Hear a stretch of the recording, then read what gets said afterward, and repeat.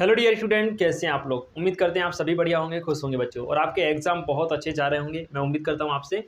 और काफ़ी सारे बच्चे मुझे कमेंट कर रहे थे कि सर 11th मैथ का हमें सम्मिश्र संख्या वाला 4th चैप्टर करवा दीजिए। तो आज की इस वीडियो का पर्पस है आपको सम्मिश्र संख्याओं के बारे में जानकारी देना। सम्मिश्र संख्याओं का पूरा कॉन्सेप्ट आज हम समझेंगे, बिल्कुल बेसिक से। एक एक सवाल आपको आना लगेगा, लेकिन आप इस वीडियो को पूरा देखिए, एक एक चीज़ को ध्यान से समझिएगा। सम्मिश्र संख्याओं का कोई सा भी क्वेश्चन आप एग्जाम में गलत नहीं करेंगे, ठीक है भाई। सबसे पहले जानते हैं कि भाई सम्मिश्र संख्याएं होती क्या है, ठीक है। सम्मिश्र संख्याएं क्या होती हैं बच्चों, दो भागों से मिलकर बनती हैं, एक वास्तविक भाग और एक काल्पनिक भाग, ठीक है। और सम्मिश्र संख्याओं को हम लिखते हैं z बराबर a प्लस आई बी के रूप में। अभी आपको समझ में आएंगी धीरे धीरे चीजें। अभी इसको आप छोड़ दीजिए, मतलब ऐसे ही देख के छोड़ दो कि हाँ भाई z बराबर a प्लस आई बी के रूप में होता है। अब कैसे होता है, क्या होता है, उस पर हम बात करते हैं।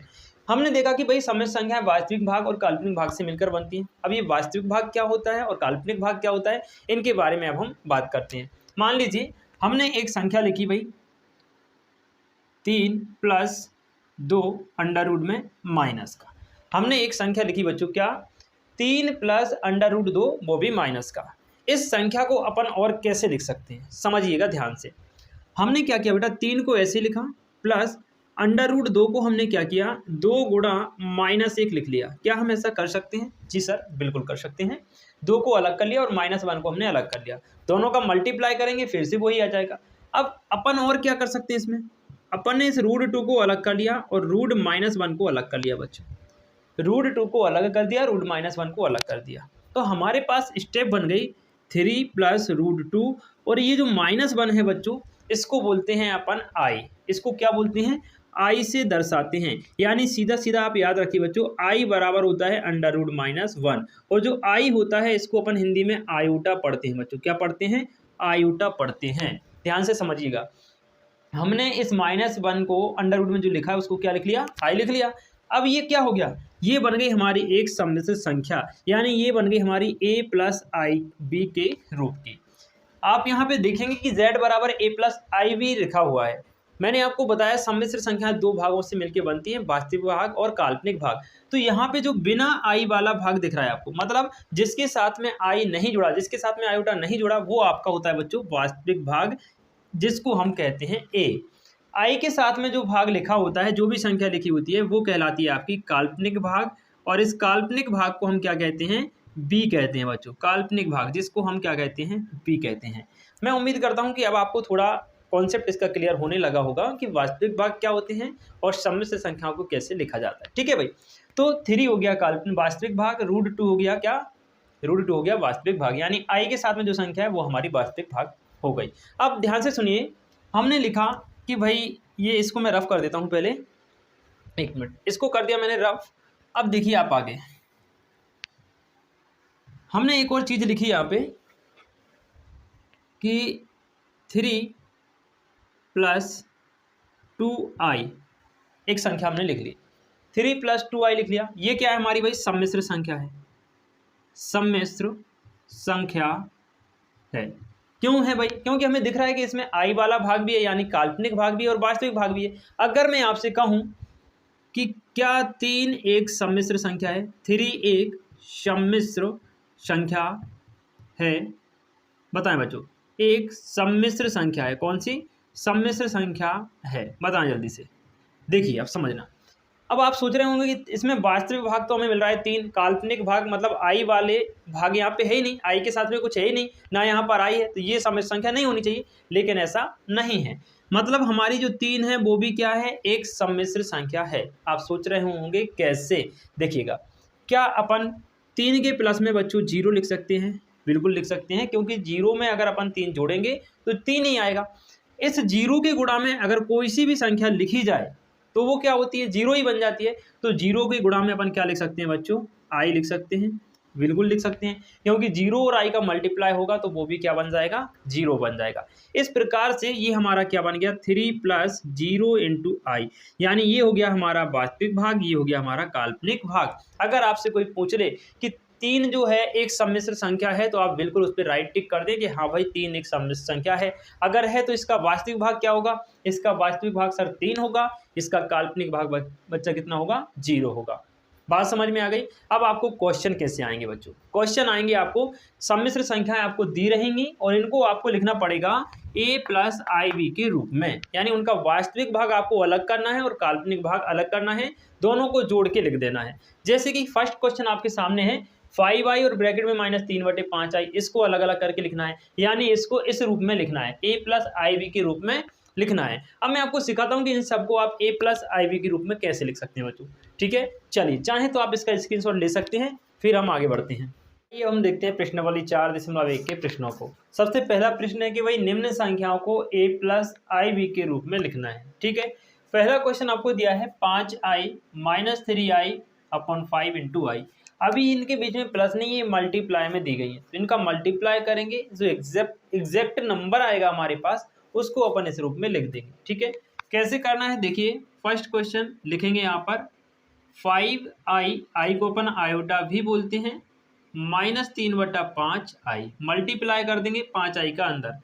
देखिए भाई जब 5 का गुणा करेंगे तो ये आ जाएगा 5 गुणा -3/5 और i का गुणा i में हो जाएगा तो ये हो जाएगा i²। 5 से 5 कट जाएगा, केवल बचेगा -3i²। -3i² का मान आप सभी जानते हैं -1 होता है बच्चों। ठीक है, i² का मान -1 होता है और -1 का -3 में होता है, ये प्लस का 3 आ जाएगा बच्चों। कितना आ जाएगा? प्लस का 3 आ जाएगा। हमें चाहिए a प्लस आई बी के रूप में, यानी अगर आप सोच रहे हैं कि भाई वास्तविक भाग 3 तो मिल गया लेकिन हमारे पास काल्पनिक भाग नहीं है, तो इसके लिए मैंने आपको बताया क्या कर सकते हैं, 3 प्लस 0 इंटू आई लिखेंगे, ये आपका आंसर हो जाएगा बच्चों। ठीक है, क्लियर हुआ? तो ये हमारे फर्स्ट क्वेश्चन का यहाँ पे क्लियर आंसर आ गया। 2-3 चीजें मैं आपको स्पष्ट बता देता हूँ। यहाँ पे आई का जो मान होता है भाई ये होता है -1 अंडर रूट के अंदर, i² का जो मान होता है -1 होता है, i³ यानी i³ का मान -i होता है बच्चों। कितना होता है? -i, एंड i⁴ का मान होता है 1। ये चीज़ आपको याद रखनी है क्योंकि हर बार ऐसी चीज़ें आपको प्रश्न में मिलेंगी, तो डायरेक्टली इनको याद कर लीजिए ताकि आपको क्वेश्चन सॉल्व करते समय ज़्यादा टाइम वेस्ट ना करना पड़े। ठीक है भाई, चलिए सेकंड क्वेश्चन हम देखते हैं, ये वाला, इसको मैं यहाँ पे रफ कर देता हूँ। सेकंड क्वेश्चन है i⁴ प्लस i⁴19। अब देखिए इस तरीके के क्वेश्चन को सॉल्व करने का एक बहुत अच्छा तरीका मैं आपको बताता हूँ।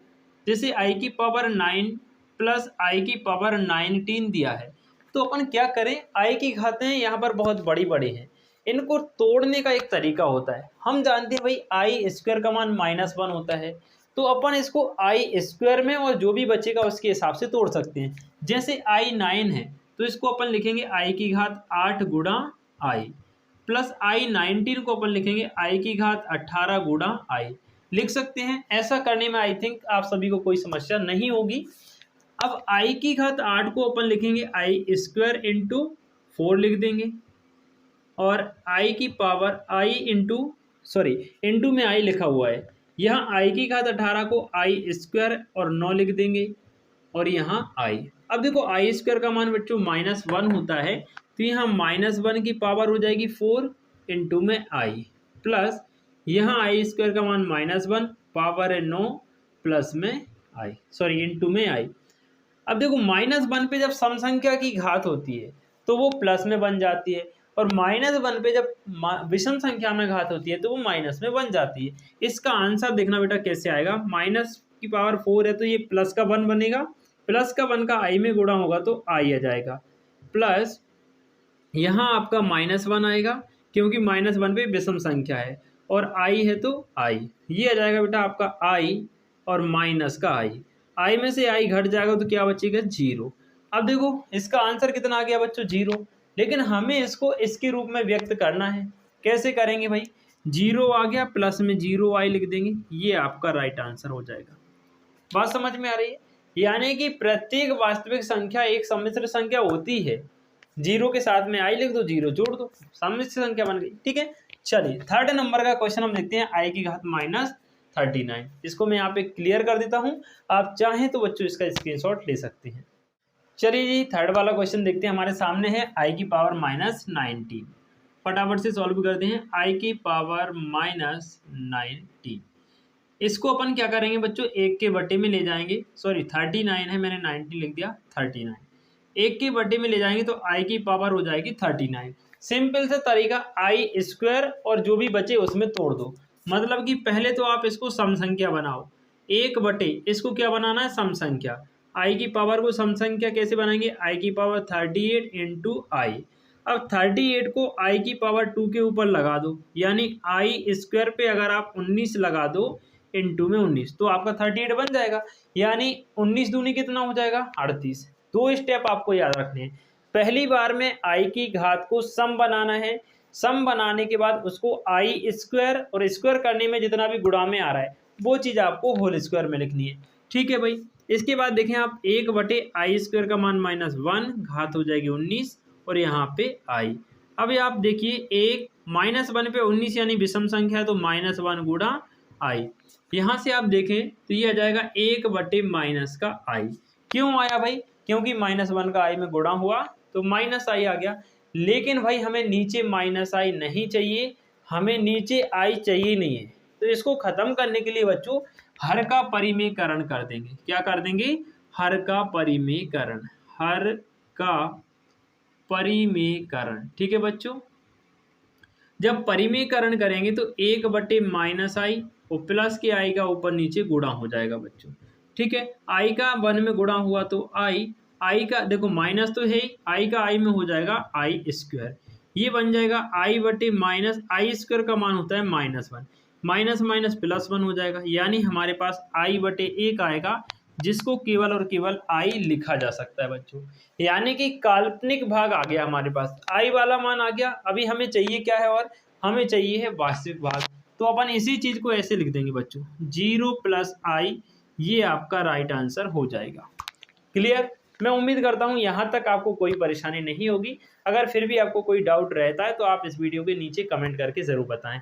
साथ ही ये वीडियो अगर आपको पसंद आती है, यानी आपको हेल्प मिलती है इस वीडियो से, तो इस वीडियो को आप लाइक ज़रूर करें और अपने दोस्तों के साथ इसको शेयर भी कर दें। चलिए इसका 4th क्वेश्चन और अपन यहाँ पे कंप्लीट करते हैं। दिया हुआ है 1/3 + 3i का होल क्यूब।